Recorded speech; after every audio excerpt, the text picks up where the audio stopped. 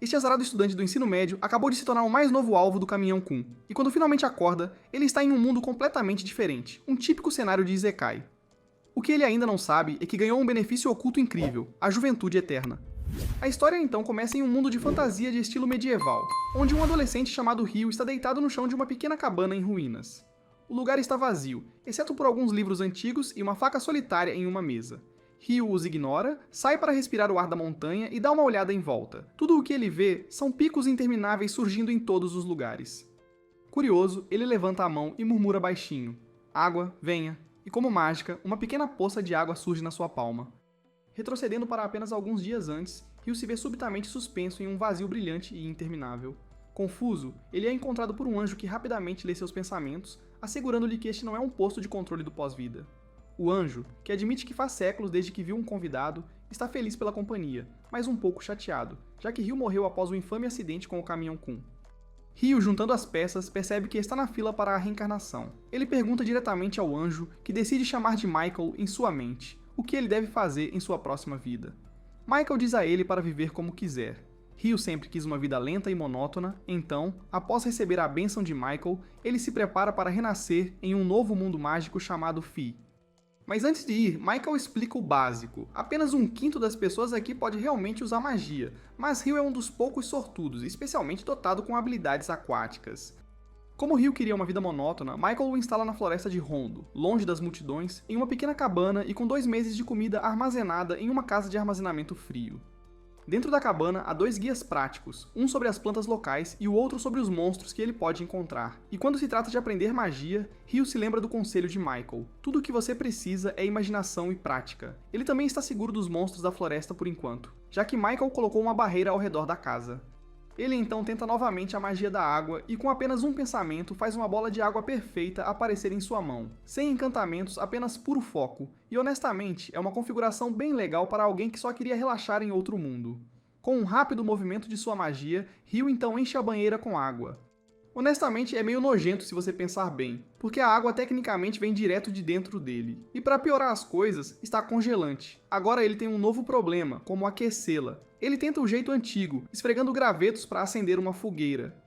Mas depois de várias tentativas fracassadas, ele simplesmente desiste e começa a pensar se existe um atalho mágico. Lembrando das aulas de química de sua vida passada, Ryo decide separar o hidrogênio e o oxigênio da água. Mas em vez de fazer fogo, tudo congela e se transforma em gelo sólido. Olhando para o gelo, Ryo tem um momento de eureka. Ele usa o gelo como uma lupa para focar a luz do sol e com um pouco de sorte consegue acender um fogo. Finalmente, ele esquenta bem a água e toma um banho longo e relaxante. Enquanto está de molho, sua mente começa a clarear e de repente ele percebe que poderia ter usado magia para aquecer a água desde o início, revertendo o processo que usou para fazer gelo. Mas ele guardará esse truque para a próxima vez, porque por agora é hora de comer. Durante o jantar, Ryo pensa na sua limitada reserva de alimentos. Ele sabe que precisará começar a caçar em breve, mas a ideia de entrar na floresta o assusta. Ele tem certeza de que aquela pequena faca que Michael deixou não será muito útil contra monstros, então agora ele precisa desbloquear alguma magia ofensiva. Na manhã seguinte, Ryo começa a trabalhar em seu primeiro feitiço ofensivo, Bola de Água, mas os resultados são decepcionantes. O ataque não faz nada à árvore que ele está mirando. Ele ajusta o feitiço, tornando a bola mais fina e afiada, quase como uma flecha. Após horas de tentativa e erro, ele finalmente consegue criar um simples jato de água, mas mesmo isso não consegue arranhar a árvore. Sem se dar por vencido, Ryo passa o dia seguinte experimentando magia de gelo. Ele cuidadosamente forma um cristal de gelo, mas logo aprende que levitar gelo é bem mais difícil do que água. Mesmo assim, ele continua tentando por horas e eventualmente descobre como invocar múltiplos cristais de gelo de uma vez.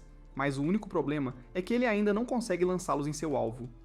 Depois de dias de tentativa e erro, Ryo finalmente aprende a criar cristais de gelo instantaneamente, mas ainda não tem o poder de usá-los como projéteis. Mesmo assim, com a comida acabando, ele se vira usando um cristal de gelo como ponta de lança improvisada. Ele se dirige à floresta. À beira do rio, ele avista um pouco de quartzo e sorri, sabendo que será útil para fazer fogo se algum dia ficar sem mana. Enquanto procurava por ervas medicinais, Ryo é emboscado por um monstro, um javali menor que claramente o vê como uma presa fácil. A besta investe diretamente contra ele, e por um segundo, Ryo fica totalmente paralisado, seus pés colados ao chão. Sua aventura Isekai quase termina antes mesmo de começar. Mas no último segundo, o medo de morrer novamente entra em ação e ele salta para fora do caminho. Dessa vez, ele pensa rápido, usando magia para congelar o chão e fazer o javali deslizar. No caos, ele invoca vários carâmbanos afiados bem no caminho do javali, e a besta acaba empalada e derrotada. Momentos de desespero realmente fazem com que ele mostre o seu melhor, pois Ryu consegue realizar uma magia de água impressionante bem na hora que ele precisa. Não foi um esforço ruim, mas ele ainda tem um longo caminho a percorrer. Em casa, Ryu abre o compêndio de monstros e imediatamente descobre que javalis menores são basicamente os monstros mais fracos. Ele passa um tempo extra folheando as páginas, tentando se antecipar a qualquer coisa que possa encontrar a seguir. Ao chegar à seção sobre dragões, o único conselho é correr se você vir um. Não que vá ajudar, já que ele provavelmente morreria de qualquer forma. Mesmo assim, dizem-lhe para pelo menos tentar escapar. Virando a página, ele se depara com um Kuma, um pesadelo ainda pior. Para este monstro, o livro nem se preocupa em dar dicas de sobrevivência. Tudo o que diz é para rezar para nunca cruzar com um. Quanto mais ele lê, menos útil parece o livro, mas ele continua. Você pensaria que sua última caçada o manteria dentro de casa para sempre, mas há apenas tanto tempo que um cara pode passar dentro de casa. No dia seguinte, ele se recompõe e sai de novo, pronto para o que quer que este mundo possa jogar nele. E o dia começa com otimismo, porque Ryu descobre uma árvore carregada de frutas. A primeira mordida é tão boa que quase compensa todo o estresse do dia anterior, mas sua sorte não dura. Do nada, um falcão assassino desce e o derruba. Está claro que esse falcão é muito mais forte do que ele, e não há chance de ele vencer em uma luta direta. O falcão até usa magia aérea invisível, deixando Ryu completamente indefeso. Lembrando o conselho de seu livro de monstros, ele tenta fugir, mas não há como ele fugir de um maldito falcão. Percebendo que não pode escapar, ele se vira para encarar o falcão. Usando sua magia de gelo, ele consegue prender o pássaro. Pensando que finalmente venceu, ele se aproxima, mas o falcão escapa ferido, porém vivo, com um olho agora danificado.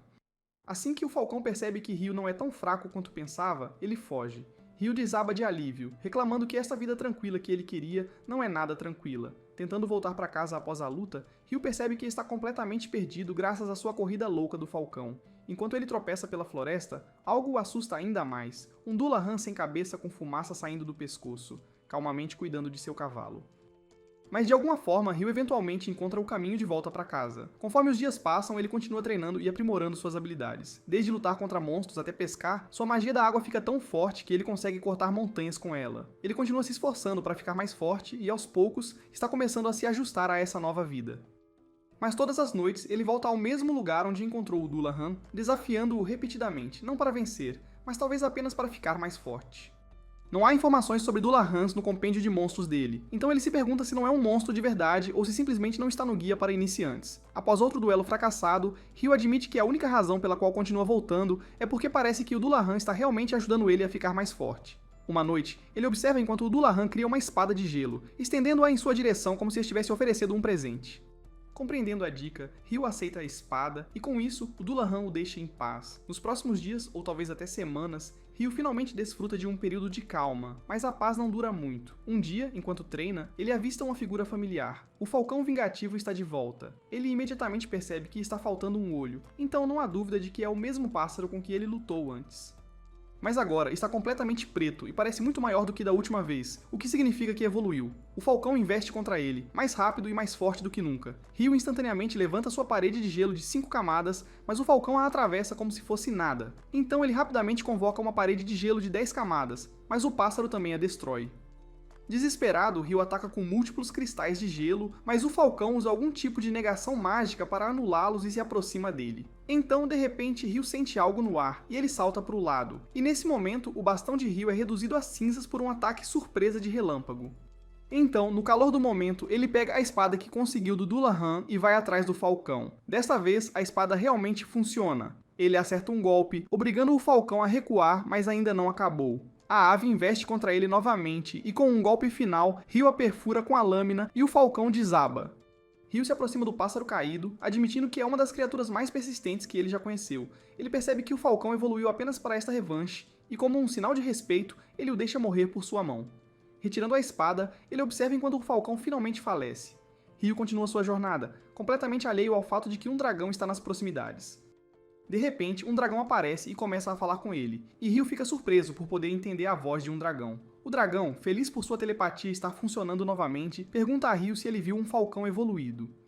Ryu explica que acabou de matar um. O dragão fica surpreso que um humano pudesse derrotá-lo, então Ryu mostra-lhe a espada. Instantaneamente, o dragão a reconhece como a espada do Rei das Fadas e pergunta o que Ryu fez para merecê-la. Mas Ryu não faz ideia. Com a curiosidade do dragão satisfeita, Ryu toma sua vez de fazer perguntas. Os dois conversam até tarde antes que o dragão anuncie que precisa ir embora. Mas antes de se separarem, Ryu se apresenta e o dragão compartilha seu nome, Lawen.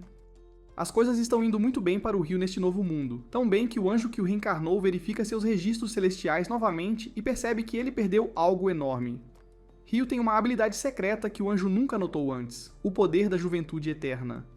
Enquanto isso, lá na margem do rio, vemos um misterioso garoto de cabelos vermelhos deitado na areia ao lado de um barco naufragado. Um pouco depois, Ryu é repentinamente tomado por um forte desejo de comer frutos do mar. Então ele se dirige tranquilamente em direção à praia, mas assim que chega lá, ele congela, surpreso com um gigantesco naufrágio espalhado pela areia. Ele corre adiante, e imediatamente vê um homem estirado ao lado do navio destruído. Rapidamente caindo de joelhos para verificar, Ryu percebe que o cara já se foi, e não há nada que ele possa fazer. Mas então ele ouve um gemido fraco por perto, e a excitação o inunda, porque este é o primeiro ser humano vivo que ele encontrou desde que chegou a este mundo. O sobrevivente, chamado Abel, lembra-se de memórias fragmentadas de um monstro gigantesco, semelhante a um polvo atacando seu navio durante uma tempestade violenta, fazendo-o mergulhar no mar. Mas quando Abel acorda, ele fica surpreso pra caramba ao se encontrar relaxando na casa de um estranho.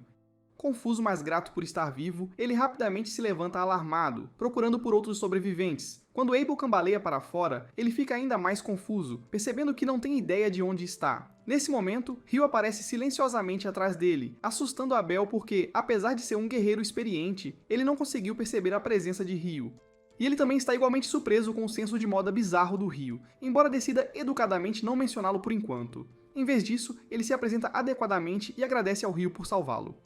Ryu responde de forma desajeitada que Abel era o único cara ainda respirando e o resto já era comida de peixe quando ele chegou lá. Abel rapidamente garante a ele para não se preocupar com isso, revelando casualmente que aqueles caras eram apenas contrabandistas suspeitos de qualquer maneira.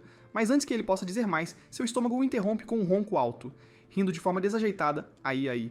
Ryu sugere que eles continuem a conversa com um pouco de comida. Abel o segue para dentro, mas Abel, curioso, imediatamente menciona as roupas bizarras de Ryu. Ryu explica que simplesmente não tem outras roupas e não tem materiais para fazer novas. Então, Abel casualmente aconselha-o a simplesmente comprar algumas, mas imediatamente se sente constrangido, pensando que Ryu pode ser muito pobre para comprar roupas novas. Mas Ryu rapidamente alivia o remorso de Abel, explicando que ele é literalmente o único humano vivendo neste lugar esquecido por Deus, então não há ninguém para lhe vender roupas de qualquer maneira. Abel então fica curioso e pergunta se o Ryu caça para conseguir crescer. Ryu casualmente acena que sim, e Abel pergunta curiosamente se ele usa aquela faquinha minúscula que ele tem. Com um sorriso, Ryu demonstra sua impressionante magia de água, mencionando que magia é seu principal método de caça. Abel fica espantado, revelando que apenas cerca de metade da população mundial pode usar magia, e ele mesmo, infelizmente, pertence à metade que não pode. Isso surpreende Ryu porque o anjo lhe disse que apenas 20% das pessoas possuíam habilidades mágicas. Depois Abel pede que Ryu o leve até a costa, pois há algo importante que ele precisa verificar. No caminho para a praia, Abel de repente tenta agir heroicamente, dizendo a Ryu para ficar atrás dele se encontrarem algum perigo. Ryu responde calmamente que não é necessário, mas Abel insiste, claramente não querendo se sentir como uma donzela indefesa. Ryu permite que ele faça o que deseja e logo eles chegam ao navio naufragado, mas todos os corpos desapareceram misteriosamente. Abel supõe que ou os monstros ou o mar já cuidaram deles, então agradece a Ryu novamente, sabendo que teria encontrado o mesmo destino sem ele. Abel resmunga um pouco, mencionando que não conseguiu encontrar o que diabos estava procurando, e diz que agora sua prioridade é se reunir com sua tripulação. O problema é que a tempestade levou seu navio para muito ao sul, Deus sabe onde, deixando-o completamente incerto sobre para onde ir em seguida. Então Abel de repente se anima, vira-se para Ryu e pergunta casualmente se ele gostaria de acompanhar. Ryu fica surpreso com o convite repentino, e Abel rapidamente explica que ele poderia usar a ajuda de Ryu para encontrar o caminho de volta. E em troca, Abel poderia conseguir um bom emprego para Ryu na cidade, onde ele talvez não tenha que se vestir como Mauchly mais. Depois de pensar bem, Ryu finalmente concorda em guiar Abel de volta. Mais tarde naquela noite, Ryu fica quieto olhando para o jardim que ele cultivou com tanto cuidado, sentindo uma estranha pontada de tristeza ao pensar em deixar todo o seu trabalho duro para trás. Naquela noite, ele diz a Abel que está saindo para se despedir de alguém importante. Abel levanta uma sobrancelha, obviamente curioso para saber quem diabos Ryu poderia estar encontrando no meio do nada, mas decide não perguntar, provavelmente percebendo que não é da conta dele. Depois, Ryu caminha até o lago para encontrar o Cavaleiro Sem Cabeça. Em pé junto às águas tranquilas, ele anuncia que está deixando a floresta por muito tempo. Ele agradece ao cavaleiro por todo o treinamento, então dramaticamente saca sua faca, prometendo ir com tudo uma última vez. Sem uma palavra, obviamente, já que o cara não tem cabeça, o cavaleiro desembainha sua espada, pronto para lutar. Ryu avança com tudo, desferindo golpe após golpe como se estivesse na cena final de uma batalha épica de anime, empurrando o cavaleiro para trás sem cessar. Eventualmente, Ryu se exaure, ofegante enquanto o cavaleiro silenciosamente recua novamente para o lago. Recuperando o fôlego, Ryu oferece um último agradecimento sincero, mas claro, o cavaleiro permanece em silêncio. Assim que Ryu está prestes a sair, o cavaleiro inesperadamente se vira e magicamente invoca uma armadura impressionante direto da água, aparentemente seu presente de despedida. Ryu fica embaraçosamente sentimental com o gesto, soltando outro agradecimento antes de voltar para casa. No dia seguinte, Ryu e Abel se preparam para partir em sua jornada. Enquanto se preparam, Ryu sente-se surpreendentemente nostálgico por deixar o lugar isolado que chamou de lar por tanto tempo. Logo depois, eles encontram um javali selvagem na floresta, e Abel rapidamente pede a Ryu para deixá-lo com ele.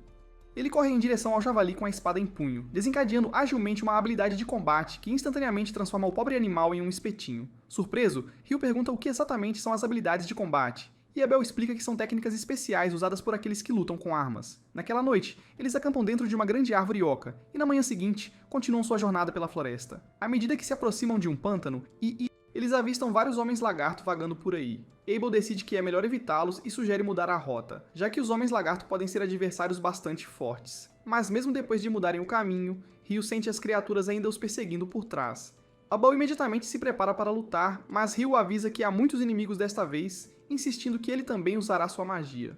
Abel duvida que Ryu consiga lutar sem seu cajado, mas fica atordoado quando Ryu imediatamente lança 4 homens lagarto de uma vez com lanças de gelo. Após o fim da batalha, Abel questiona Ryu sobre o feitiço que ele acabou de lançar. Ryu responde casualmente que era apenas uma lança de gelo comum, mas Abel insiste que seus amigos magos do vento só podem lançar um ataque por vez, enquanto Ryu invocou 4 lanças de gelo simultaneamente sem esforço. Ryu não dá muita importância, sugerindo que talvez seja apenas uma limitação da magia do vento, porque é totalmente normal para a magia da água. Abel decide não se preocupar muito com isso, sugerindo que continuem sua jornada. Mas antes de seguir em frente, Ryu cria 2 copos de gelo e magicamente os enche com água. Abel percebe que Ryu usou uma invocação diferente desta vez, mas Ryu rapidamente disfarça dizendo que ele deve ter ouvido errado antes. Enquanto continuam viajando, Abel entrega uma moeda a Ryu, e Ryu afirma animadamente que é a primeira vez que ele vê dinheiro de verdade. Abel fica sem palavras, pois sempre assumiu que Ryu era pobre, mas nunca imaginou que ele fosse tão pobre. Ele então começa a explicar para Ryu sobre as 3 principais nações dentro das províncias centrais: o Reino de Nightley, o Império Dev e a Federação Handel. Ryu imediatamente começa a zoar o Império Dev só porque acha o nome ridículo. Enquanto ele continua brincando sobre o nome absurdo do Império, eles chegam a uma ampla clareira, mas nesse momento, uma pedra próxima se move sozinha, assustando os dois. Abel rapidamente desembainha sua espada e a corta ao meio, e Ryu rapidamente conjura uma barreira de água para desviar a chuva de pedras voadoras. Abel percebe com temor que eles acidentalmente entraram em um ninho de golems de pedra. Confuso, Ryu se pergunta em voz alta se os golems não deveriam ser mais humanoides, mas Abel decide que eles têm problemas maiores para resolver primeiro. Avançando, Abel perfura o golem mais próximo com um soco, mas para sua surpresa, o golem se regenera instantaneamente e contra-ataca imediatamente. Abel recua rapidamente, fazendo uma careta, e avisa a Ryu que ataques convencionais não vão funcionar muito contra essas coisas. No entanto, Ryu de repente tem uma ideia inteligente. Ele invoca um bloco maciço de gelo no ar e o solta casualmente bem em cima dos golems, esmagando-os completamente. O queixo de Abel quase cai no chão de choque, nunca tendo visto um feitiço tão ridiculamente eficaz antes. Ryu, bastante satisfeito consigo mesmo, repete a manobra do bloco de gelo mais algumas vezes, eliminando sem esforço o resto dos golems. Depois que a poeira baixa, eles encontram um golem de pedra particularmente especial incrustado com uma grande pedra mágica. E Abel nota animadamente que tal pedra teria um ótimo preço. Ryu diz com nostalgia que adoraria pegar as pedras mágicas dos outros golems também, mas suspira dramaticamente, admitindo que está muito preguiçoso ou, sinceramente, muito confuso para derreter todo aquele gelo novamente. Continuando a jornada, logo se deparam com uma enorme criatura crocodilo-hipopótamo estendida à sua frente. Abel fica boquiaberto de admiração, chamando-o de um Behemoth, um monstro ridiculamente raro e poderoso sobre o qual ele só ouviu lendas. Ryu pergunta ansiosamente se eles deveriam caçá-lo, mas Abel rapidamente balança a cabeça, insistindo que eles não têm chance. Nesse momento, um grupo de Wyverns desce do céu, capturando a atenção de Ryu imediatamente. Ele está empolgado para testemunhar um confronto épico de monstros. Momentos depois, os Wyverns não perdem tempo e lançam pedras mágicas no Behemoth, mas a besta simplesmente ruge desafiadoramente, anulando a magia deles e fazendo os Wyverns caírem no chão. Impressionado, Ryu casualmente diz a Abel que a criatura massiva provavelmente tem algum tipo de habilidade de cancelamento de magia. Mais tarde naquela noite, durante o jantar, Abel pergunta curiosamente a Ryu sobre a habilidade de cancelamento de magia, já que ele só tinha ouvido falar de certas armadilhas de masmorra com uma habilidade tão poderosa. Os olhos de Ryu brilham à menção de masmorras, exigindo animadamente... Para saber mais, Abel menciona casualmente que há uma masmorra na cidade de Lune, exatamente para onde estão indo. Ryu perde a calma dramaticamente, irritado que Abel não se preocupou em mencionar algo tão crucial antes, e o interroga de forma brincalhona sobre quaisquer outros segredos que ele possa estar escondendo. Abel pergunta de forma desajeitada se Ryu pelo menos sabe sobre anões e elfos, mas Ryu o incentiva a contar os detalhes mesmo assim. Depois de alguns dias, eles finalmente chegam a uma cadeia de montanhas extensa, e Ryu diz, com confiança, que encontrarão algum assentamento humano logo além daquelas montanhas. Abel levanta uma sobrancelha ceticamente, perguntando como Ryu pode ter tanta certeza. Ryu considera brevemente contar a Abel sobre aquele dragão com quem ele casualmente conversou e que convenientemente revelou todos os segredos deste mundo, mas decide não fazê-lo, e ele opta por responder dramaticamente que é um conhecimento além da compreensão humana. Assim que Abel está prestes a criticá-lo por seu absurdo criptográfico, eles de repente ouvem um barulho estranho nas proximidades. Instantaneamente, ambos se tensionam, armas em punho.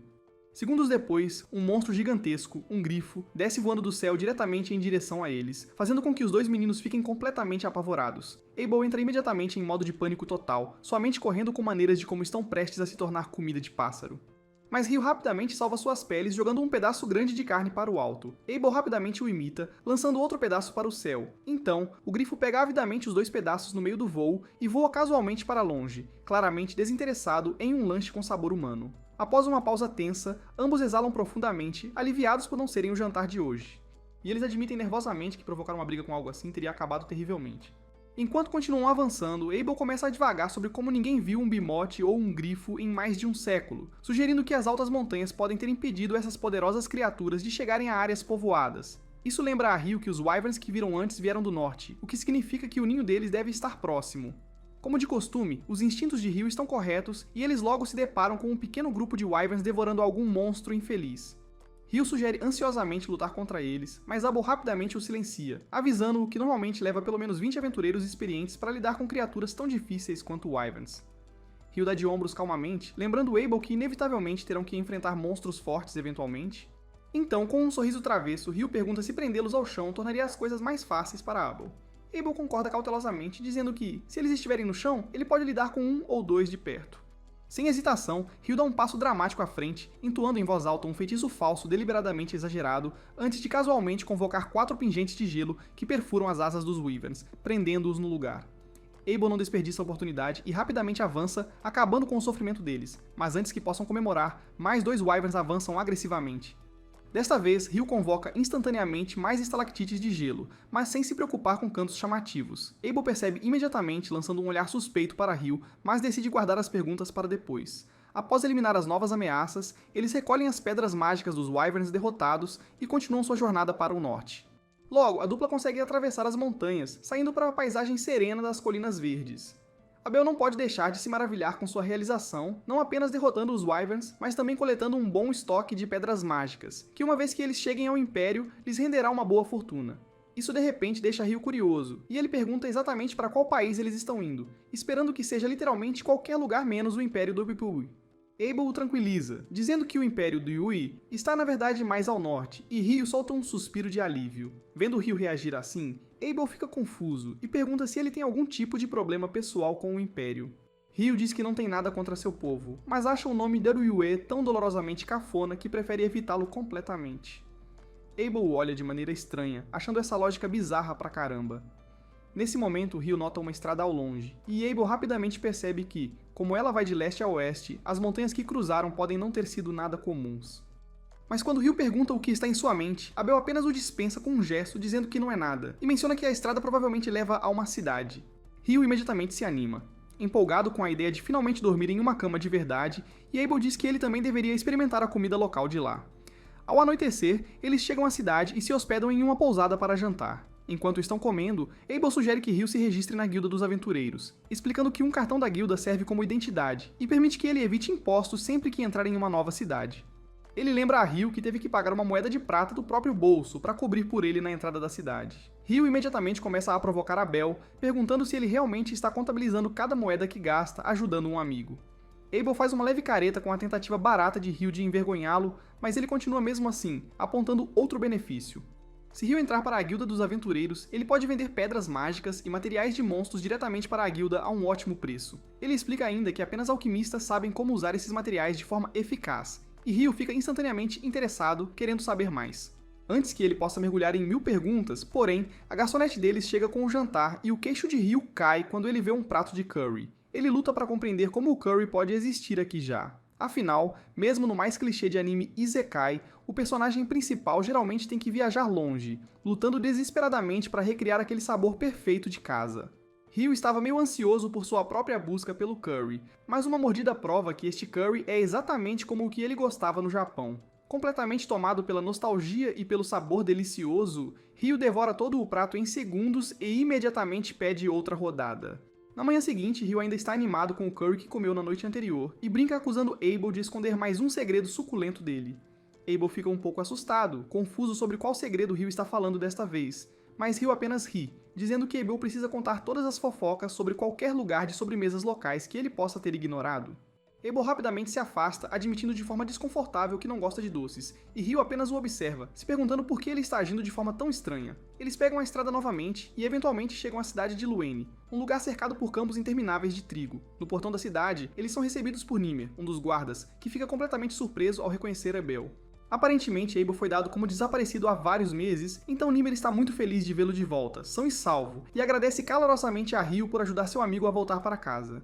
Nimer cumprimenta Ryu com entusiasmo e depois conversa sobre os velhos tempos com Abel. Uma vez na cidade, Abel sugere que eles vão diretamente para o Adventurers Guild, explicando que se ele estiver lá para apoiar Ryu, ele pode pular imediatamente de novato de Rank F para Rank D ao se registrar. Geralmente, iniciantes começam na base, mas ter alguém classificado como B ou contratado para te ajudar pode acelerar significativamente o processo. Assim que entram no guilda, todos ficam chocados e emocionados ao ver Abel novamente. As pessoas se aglomeram ao redor dele como se ele fosse algum tipo de herói da cidade, e Ryu observa feliz, contente em ver que Abel tem tantos bons amigos aqui. Decidindo dar a Abel um pouco de espaço para aproveitar seu momento, Ryu sai para tomar um ar. Quando ele começa a andar, Ryu de repente encontra uma garota elfa e fica instantaneamente encantado por suas características graciosas e suas orelhas pontudas. Curiosamente, a garota elfa está tão intrigada com Ryu, olhando para ele chocada por causa do manto incomum que ele está vestindo. Ela rapidamente o reconhece como o próprio hobby do Rei das Fadas, mencionando que o Rei das Fadas deve realmente gostar do Ryu para ter lhe dado um presente tão raro. Completamente confuso por suas palavras, Ryu tenta descobrir o que está acontecendo, mas antes que ele possa fazer qualquer pergunta, a elfa se desculpa, dizendo que está com pressa. Ela acrescenta que espera que eles se encontrem novamente em breve e então se apressa a sair. Ryu fica lá completamente perplexo, ainda tentando processar o que acabou de acontecer quando Abel aparece procurando por ele. Abel o arrasta de volta para dentro da guilda, apresentando Ryu a todos os seus amigos como o cara que salvou sua vida. Todos começam a agradecer ao Ryu, enchendo-o de elogios e apreciação, e ele decide que receber toda essa atenção positiva é muito bom. Em seguida, Abel leva Ryu diretamente à recepção, dizendo com confiança à recepcionista que quer que Ryu seja registrado como um aventureiro de Rank D com base em sua recomendação. A recepcionista fica visivelmente chocada, apontando que Abel e sua equipe nunca endossaram ninguém antes. Abel apenas sorri, explicando que Ryu é um caso excepcional. A recepcionista insiste educadamente que Ryu ainda precisa passar por uma avaliação de força antes de subir de ranking oficialmente. Então Abel pede para falar diretamente com o Guild Master Hyuga sobre isso. Ela diz para ele esperar um pouco, e pouco depois, Hyuga entra na sala dramaticamente, muito feliz ao saber que Abel está de volta. Abel apresenta Ryu ao mestre da guilda, pedindo que Ryu faça o teste para subir de categoria. Hyuga menciona que eles precisarão de provas da força de Ryu para isso, e Abel casualmente responde que Ryu é ainda mais forte do que ele mesmo, deixando o mestre da guilda totalmente incrédulo. Abel rapidamente apoia sua afirmação ao mostrar todas as pedras mágicas que eles coletaram dos Wyverns, e Hyuga imediatamente surta. Ele exclama que a quantidade de pedras indica que eles derrubaram Wyverns suficientes para ameaçar um país inteiro. Abel tranquilamente o tranquiliza dizendo que não há perigo de um ataque, já que eles caçaram os Wyverns ao sul das Montanhas Maléficas. Curioso, Ryu se pergunta se o nome Montanhas Maléficas tem algum significado especial, levando Ryu a explicar que ninguém na história registrada as atravessou com segurança. Hyuga enfatiza que as montanhas são tão perigosamente conhecidas que até mesmo aventureiros de elite não se arriscariam a explorá-las sem uma razão extremamente importante. Ele está espantado que Ryu e Abel sejam agora os primeiros a realizar uma façanha tão impossível, concordando imediatamente em promover Ryu sem mais testes. De repente, os membros do grupo de Abel irrompem na sala, tomados pela emoção depois de acharem que nunca veriam Abel vivo novamente. Ao ver este reencontro emocionante, Hugh decide que é melhor dar-lhes algum espaço e se oferece para guiar Ryo para fora e finalizar seu registro. Quando Ryo se vira para sair, Abel rapidamente chama, pedindo-lhe para esperar na recepção quando terminar, mencionando que quer mostrar a Ryo um lugar especial. Depois disso, Hugh leva Ryo para o escritório dele, explicando que o grupo de Abel, conhecido como a Espada Escarlate, é um dos grupos de aventureiros mais fortes e respeitados da cidade. Ryo não acha isso surpreendente, embora ainda não tenha certeza se realmente merece pular direto para o Rank D.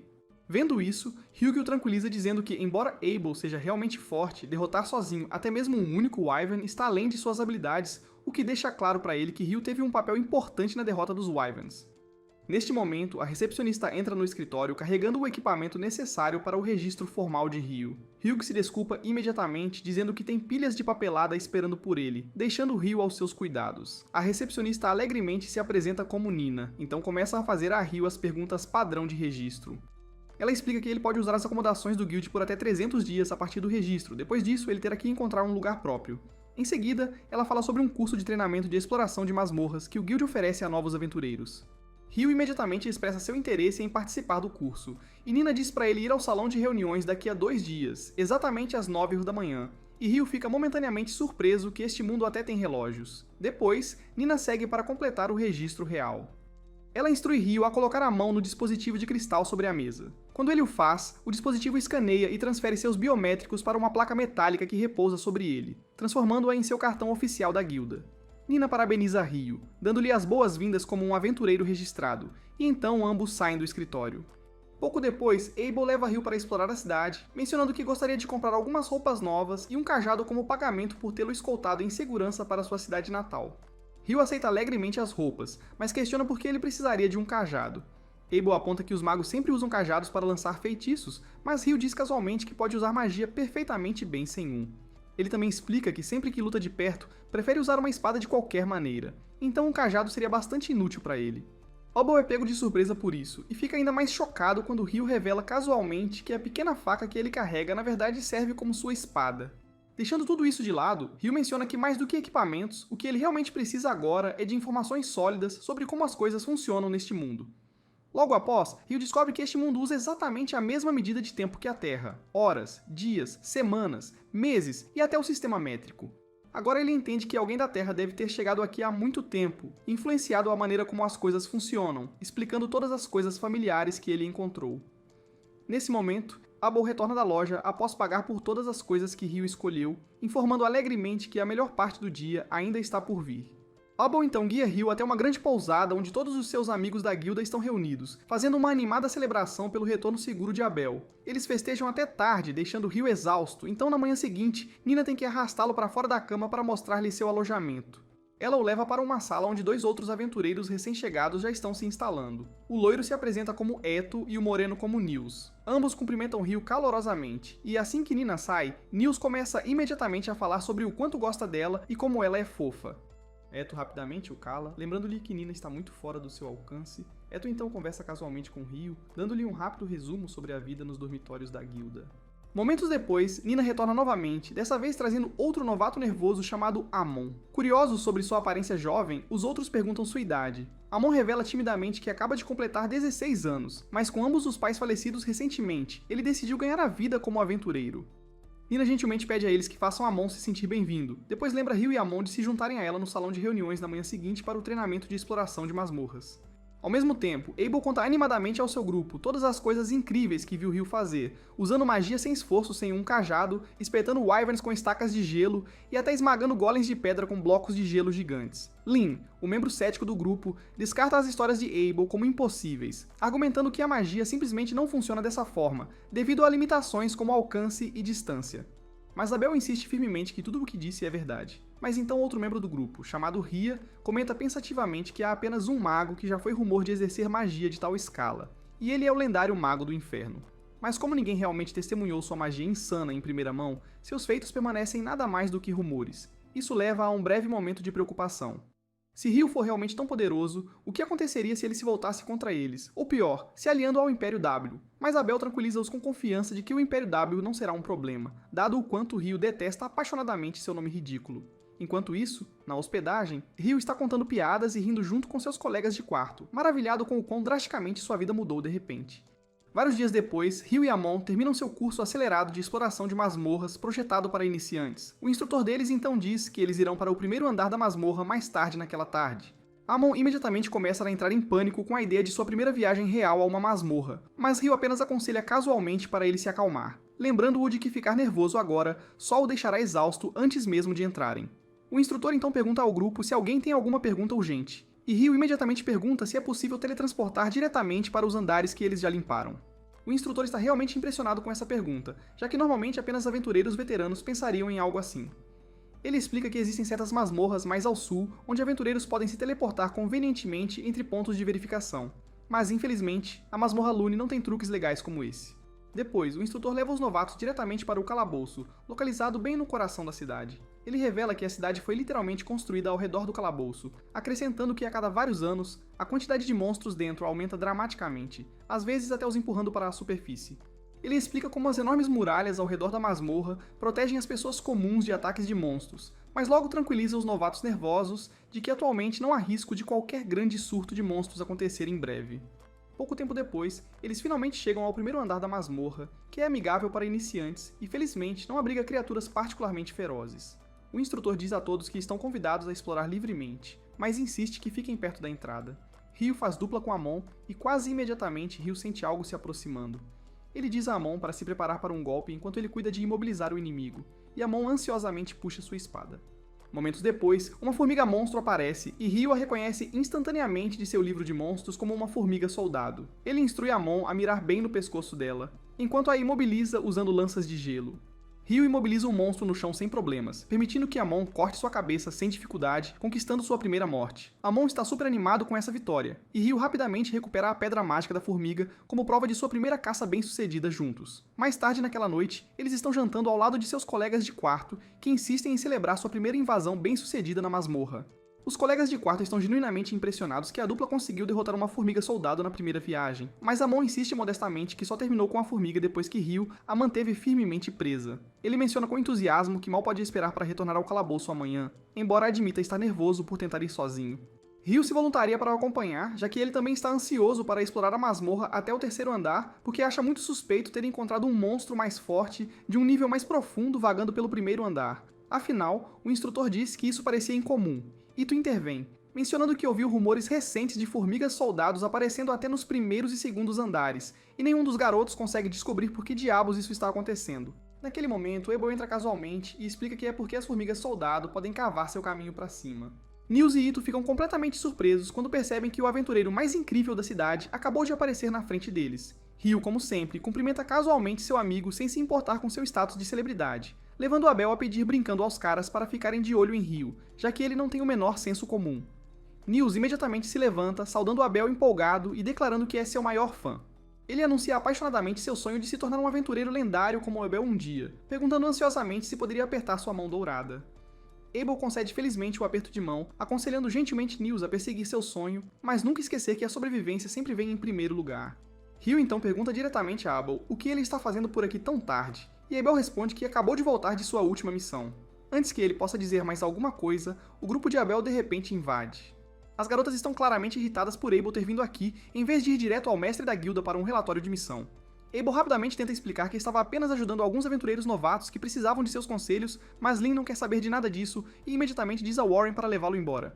Warren levanta Abel em suas costas sem esforço, enquanto Abel começa a choramingar como uma criança pequena. Enquanto isso, Lin de repente lança um olhar de ódio para Ryu com óbvia inveja. Ryu, constrangido, pergunta a ela o que diabos ela quer, fazendo com que a sacerdotisa, Rhea, rapidamente tire Lin de seu transe e peça desculpas a Ryu pela interrupção rude.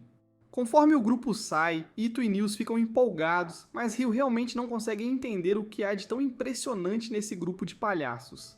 Ao mesmo tempo, Rhea repreende gentilmente Lin por olhar abertamente para Ryu, mas Lin insiste que estava apenas curiosa, porque Abel fica se gabando sem parar sobre a magia de Ryu. Rhea admite que também está curiosa para ver as verdadeiras habilidades de Ryu, mas Abel assegura que eles terão a chance de presenciar isso em breve. No dia seguinte, Ryu e Amon retornam à masmorra, desta vez encontrando uma matilha de cães monstros.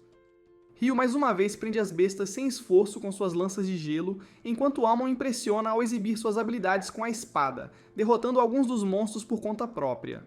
Depois, durante uma breve pausa, Ryu comenta que a esgrima de Amon estranhamente o lembra o estilo de Abel. Amon esclarece que seu instrutor de esgrima foi um velho chamado Keiro, que aprendeu esgrima em uma academia prestigiada na capital. Ryu imediatamente assume que Abel deve ter treinado na mesma academia e vê um potencial genuíno em Amon, acreditando que ele poderia se tornar um espadachim incrivelmente poderoso um dia. Amon fica impressionado com o fato de Ryu saber tanto sobre esgrima, apesar de ser principalmente um mago. Ryu casualmente explica que ele treinou como mentor por um tempo, mas no final, desenvolveu seu próprio estilo de luta. Ele então comenta que a forma atual de Amon parece bastante cansativa fisicamente, embora também seja super confiável e sugere que ele só precisa aumentar sua resistência. Ryu menciona que Abel sempre costumava acordar ao romper da aurora para praticar suas formas de espada durante suas viagens, destacando que até mesmo pessoas naturalmente talentosas têm que se esforçar muito treinando. Amon se sente animado ao ouvir isso e jura que vai se esforçar mais para se tornar mais forte, o que agrada Ryu. Na manhã seguinte, Ryu vai até a biblioteca e fica impressionado com o quão enorme ela é. Ele pergunta à bibliotecária onde estão os livros de alquimia e ela o leva até prateleiras repletas de manuais para iniciantes. O número enorme de escolhas o sobrecarrega, então Ryu decide que precisa de um pouco de ar para clarear a mente. Mas assim que ele faz isso, tudo fica completamente escuro quando um eclipse solar total escurece a cidade inteira e ele fica admirado olhando para o céu. Logo em seguida, ele percebe que algo muito estranho acabou de acontecer. Todos ao seu redor de repente sumiram, deixando-o totalmente sozinho em uma atmosfera estranha e perturbadora. Nesse momento, ele sente algo perigoso vindo por trás. Instintivamente, ele gira, invocando uma espessa barreira de gelo a tempo de desviar um incrivelmente poderoso jato de fogo. Chocado, ele se pergunta quem diabos acabou de tentar assar seu traseiro, e então avista uma demoníaca e incrivelmente atraente mulher caminhando em sua direção, como se tivesse saído diretamente de um filme de ação de Hollywood. Ela sorri, divertida ao encontrar um humano aleatório preso em seu domínio, claramente ansiosa para bagunçá-lo. Ryu reconhece instantaneamente que está lidando com um demônio real agora, e tem absoluta certeza de que ela é de longe a oponente mais forte que ele encontrou desde que chegou a este mundo. Ele considera fugir por um segundo, mas percebe que não há nenhuma maneira de escapar dessa dimensão bizarra, não importa o quanto ele tente. Rangendo os dentes, ele decide que sua única opção é lutar. Sem hesitar, ele convoca um monte de barreiras de gelo ao seu redor, pouco antes da mulher demônio liberar outra onda infernal de chamas. Seus escudos conseguem segurar o fogo intenso, mas o demônio de repente muda de tática, disparando uma bala invisível de vento que atravessa facilmente as paredes de gelo de Ryu, apenas para ricochetear inofensivamente em seu manto. A demoníaca quente não consegue acreditar em seus olhos, perplexa sobre como um manto feito por humanos pôde parar seu ataque. Mas, ao olhar mais de perto, ela percebe que o manto de Ryu é, na verdade, o manto do Rei das Fadas. Reconhecendo que ele deve ser um mago de habilidade e poder significativos para possuir tal equipamento raro e sobreviver aos ataques dela, ela decide que simplesmente irá derrubá-lo à moda antiga com sua espada, em vez de confiar na magia. Ryu também invoca sua lâmina de gelo para enfrentar o golpe do demônio de frente, mudando imediatamente para uma postura defensiva, enquanto a feroz mulher o empurra implacavelmente para trás. Ela é incrivelmente rápida, forçando-o a uma esquiva desesperada, enquanto um golpe letal passa de raspão pelo seu rosto. Vendo sua chance, ele retalia lançando uma tempestade de lanças congeladas nela, mas o demônio facilmente desvia de cada projétil, sem perceber o eclipse solar desaparecendo lentamente enquanto ela se diverte. Ao mesmo tempo, Ryu percebe que ela está aumentando sua velocidade usando magia do vento, e naquele momento, ela avança diretamente para ele para um golpe decisivo. Ryu bloqueia o golpe dela surpreendentemente fácil, porque, embora ela seja rápida, sua habilidade com a espada não chega nem perto dos treinos infernais que ele suportou sob aquele cavaleiro sem cabeça. O demônio para, chocado e genuinamente impressionado, e exige saber quem diabos ele é para possuir não apenas o manto do Rei das Fadas, mas também sua lâmina.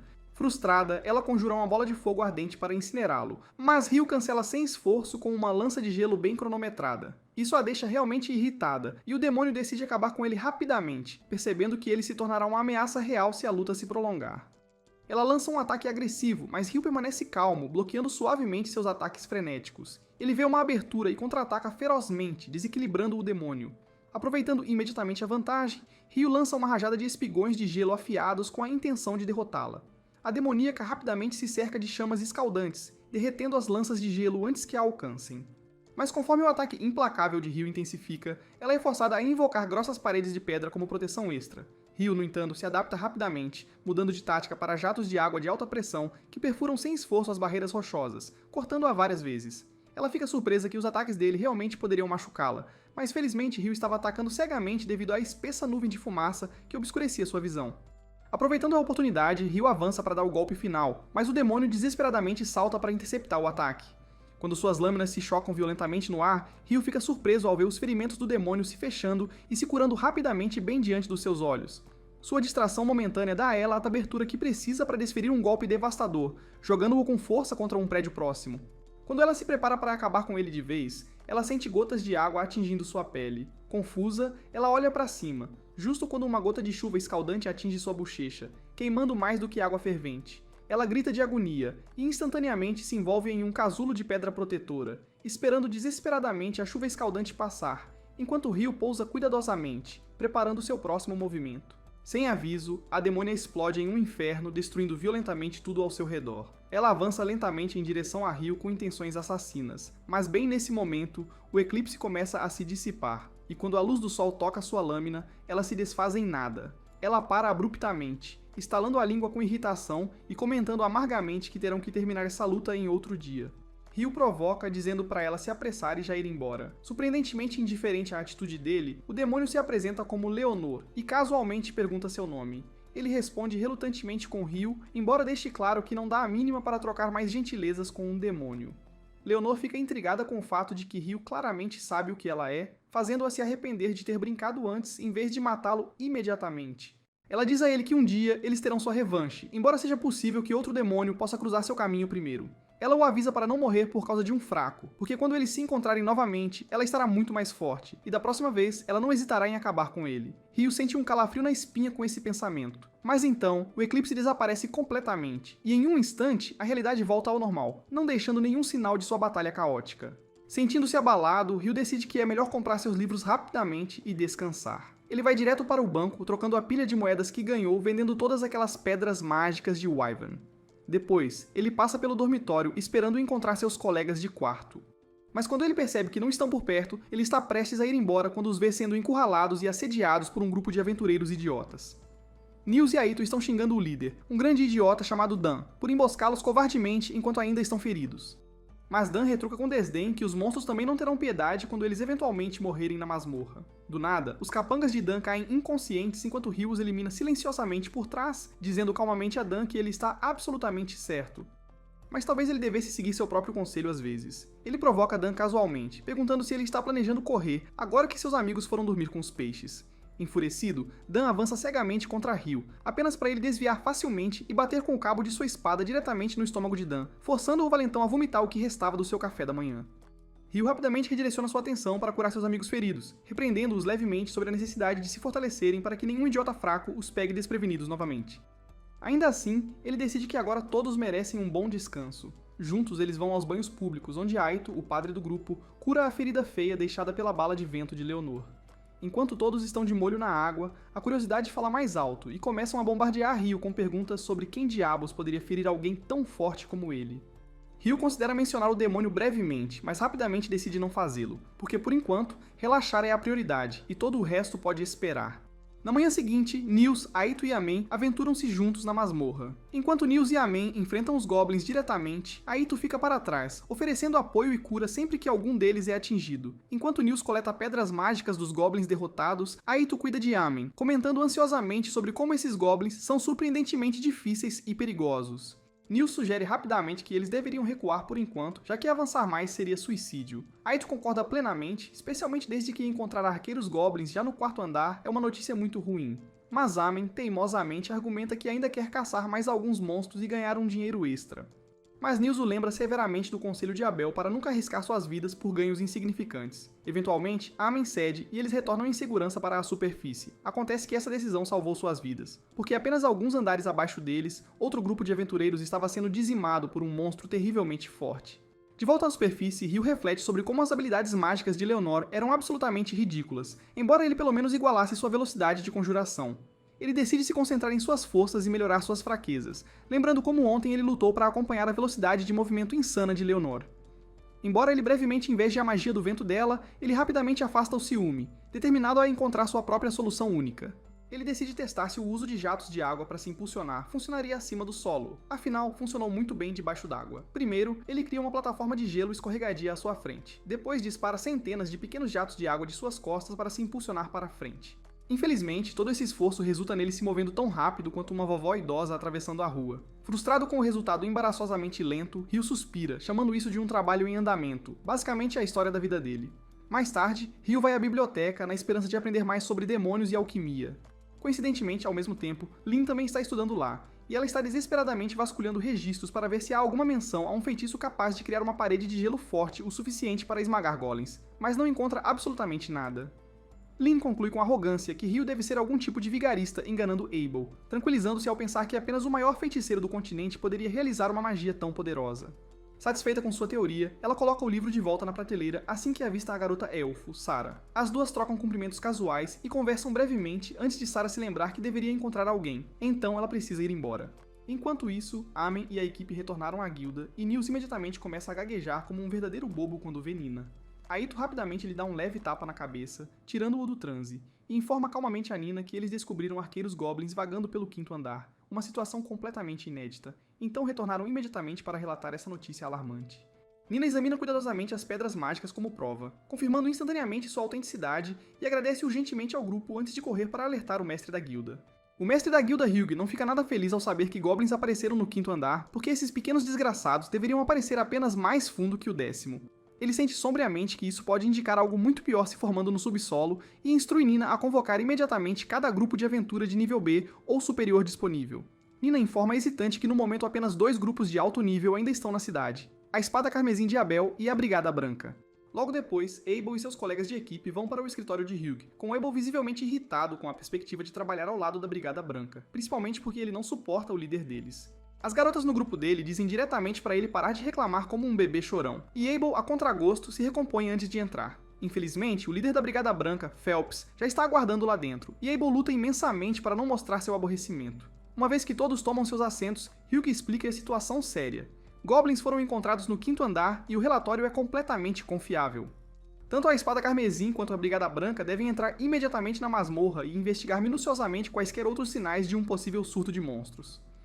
Hugh menciona sombriamente que o último surto foi há 10 anos, e embora seja muito cedo, ele não pode descartar a possibilidade de outro acontecer agora. Ele oferece a cada equipe um adiantamento de 100 moedas de ouro com 200 moedas adicionais prometidas após a conclusão bem-sucedida da missão. Abel então pede esclarecimentos sobre se eles devem apenas investigar. Hugh confirma que a investigação é a única missão deles, levando Phelps a questionar o que eles devem fazer se descobrirem que um surto já começou.